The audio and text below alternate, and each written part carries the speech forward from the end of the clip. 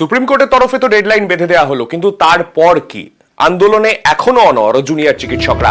আজ বিকেল 5টা পর্যন্ত কর্মবিরতি চলবে। দুপুরে ফের স্বাস্থ্য ভবন অভিযান। স্বাস্থ্য সচিব, স্বাস্থ্য অধিকর্তার পদত্যাগ দাবি।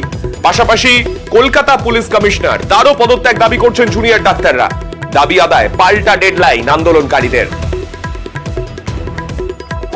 সরকারের উদ্দেশ্যে স্পষ্ট জানিয়ে দিতে চাই, আগামীকাল বিকেল 5টার মধ্যে রাজ্য সরকার পদক্ষেপ গ্রহণ করে আমাদের এই দাবিগুলি মিটিয়ে দিক, তবেই আমরা কর্মবিরতি প্রসঙ্গে ওনাদের আবেদন নিয়ে ভেবে দেখতে পারি। অন্যথায় আমরা বুঝব সরকার আদৌ চান না এই অচলাবস্থা কাটুক। সেক্ষেত্রে রাজ্য জুড়ে যে পরিস্থিতি তৈরি হচ্ছে তার জন্য আমরা সরকারকেই দায়ী করতে বাধ্য থাকব। সুপ্রিম কোর্টে কপিল সিব্বল এবং সরকার আন্দোলনের অভিমুখকে জনবিরোধী বলে দাগিয়ে দেওয়ার চেষ্টা করছেন।